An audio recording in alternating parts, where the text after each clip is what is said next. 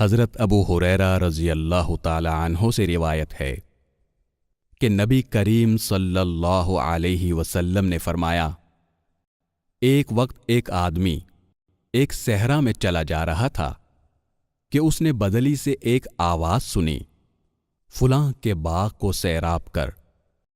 پس بادل کا یہ ٹکڑا الگ ہوا اور اس نے اپنا پانی ایک سنگلاخ زمین میں برسا دیا۔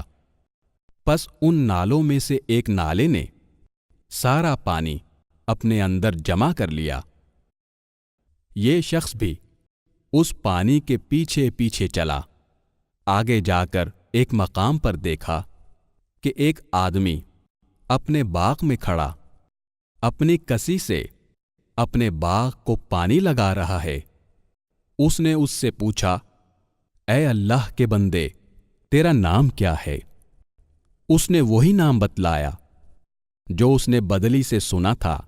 پس باغبان نے اس سے کہا، اے اللہ کے بندے، تو میرا نام کیوں پوچھتا ہے؟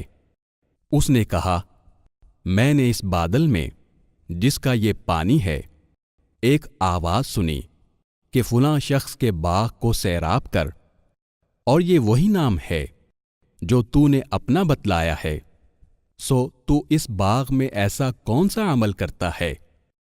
اس باغ والے نے کہا، جب تو یہ کہہ رہا ہے تو میں بتا دیتا ہوں کہ میں اس باغ کی پیداوار کا اندازہ لگاتا ہوں اور اس میں سے تیسرا حصہ صدقہ کرتا ہوں، تیسرا حصہ میری اور میرے اہل و عیال کی خوراک ہو جاتا ہے، اور اس کا تیسرا حصہ اس باغ پر دوبارہ لگا دیتا ہوں۔